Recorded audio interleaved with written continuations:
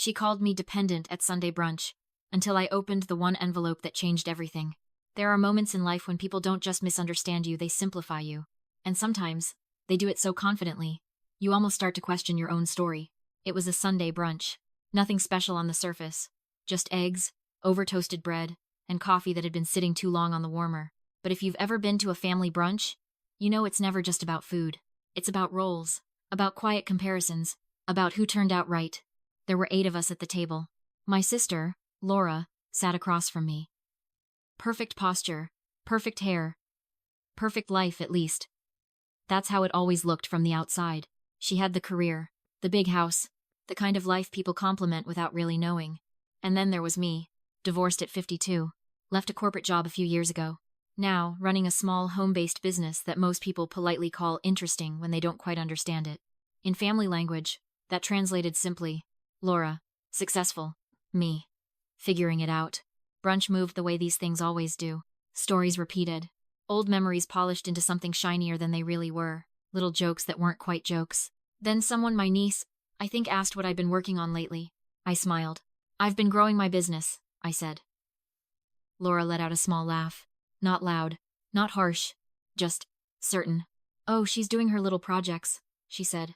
But honestly, she's kind of always relied on the family, you know. She's never really been independent. The table didn't go silent right away. It paused, like everyone was deciding. Was that okay to laugh at? And then came that thin, uncomfortable quiet. If you've ever had someone define your entire life in one sentence, and everyone else just sits there, come on, because you know exactly what that feels like. I didn't react immediately. Not because I didn't feel it. I did. That tightening in your chest. That quiet recognition. Not shock. Recognition. Because this wasn't the first time I'd been seen this way. I looked at my mother first. She gave me that soft, apologetic smile. The kind that says, I don't agree, but I'm not going to challenge it either. Then I looked at Laura. Still smiling. Still relaxed.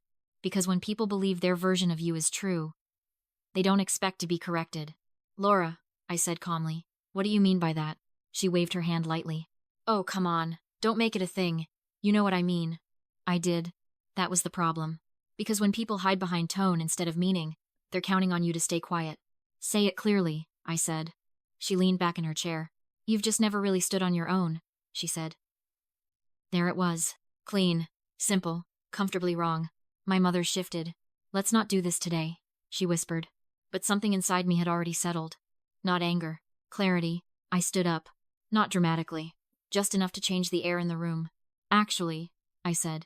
Today is perfect. Laura hid. Here we go. I walked to the hallway. Second drawer. Right side. I knew exactly where it was. Because I had put it there months ago. When I came back, I was holding a large envelope. Nothing flashy. Just deliberate. What is that? Laura asked. Perspective, I said. I sat back down and placed it gently on the table. Opened it. Inside were documents. Not opinions. Not feelings. Facts. Receipts. Statements. Timelines. At the top of the first page, in simple print. Financial contributions and household support. Last 5 years.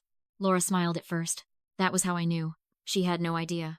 If this is about you helping out here and there, she started. Read it, I said. She hesitated. Because confidence fades quickly when it meets evidence. But pride pushed her forward. So she picked it up. And then, she stopped. If you're still reading, comment 1. Because this is the exact moment when stories start losing to truth. My mother leaned forward. What is that? She asked quietly. I answered her. It's everything I've been covering, I said. Silence. Real silence this time. The kind that doesn't need permission. Laura flipped the page. Then another. Then another. Her smile disappeared. What is this? She asked. Mortgage assistance, I said calmly. Utilities. Repairs. Insurance. Medical expenses. My mother blinked. You've been helping with all this? I nodded. For 5 years. Laura shook her head. That's not possible. I slid another page toward her. Bank transfers. Monthly. Consistent. Clear. For the last 60 months, I said. I've been covering the majority of the household expenses. My mother covered her mouth. My father, who had been quiet the entire time, sat up straighter. Laura laughed. But not because it was funny. Because it didn't fit her version of reality. You're exaggerating, she said.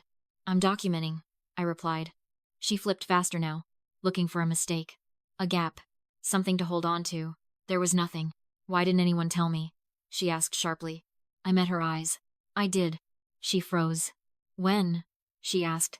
2 years ago, I said. When I mentioned helping with the bills and you said you were too busy with work to get into details. She didn't respond. Last year, I continued. When I asked if you could help with the roof repair. I sent money.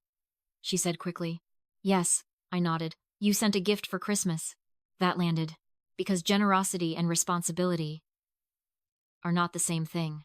My father finally spoke. You've been paying for all this? He asked. Yes. Why?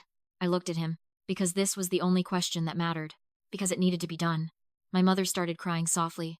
I didn't know, she said. I know. I replied gently. Why didn't you tell us? Because you would have worried, I said.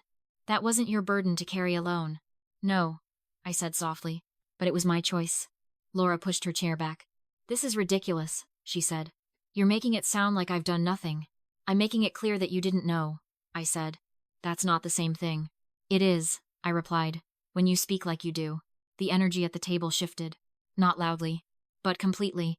People stopped seeing me the way they had 10 minutes ago. Because once truth is visible, it's hard to go back to assumptions. Laura ran her hand through her hair. You should have told me directly, she said. I did, I answered. You just didn't hear me. She opened her mouth, closed it. Because sometimes the difference between misunderstanding and neglect is attention. My father stood up slowly. You will not speak about your sister like that again, he said. And just like that, the version of me Laura had been comfortable with disappeared. Brunch didn't recover. It ended quietly, unfinished. A few days later, we sat down again. No food, no small talk, just numbers, transparency, shared responsibility. Laura contributed. Not gracefully, but honestly. And people always ask me, did things get better? That depends on what you mean. Did we suddenly become close? No. Did she apologize? Did she apologize? Eventually. In that careful way people do when they're still protecting their pride. Do I trust her completely? Trust isn't built with words. It's built with patterns. But something did change. Irreversibly. I was no longer the woman who never stood on her own. I was the one who had been holding everything together. Quietly. Consistently. Without needing recognition. And once that truth was out in the open, it didn't disappear. Now, when we sit at the table, things feel different. Not perfect, but real. And every once in a while, Laura looks at me a little longer than before.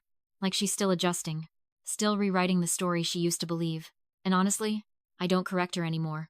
I don't need to. Because when you finally know your own value, you stop needing other people to define it.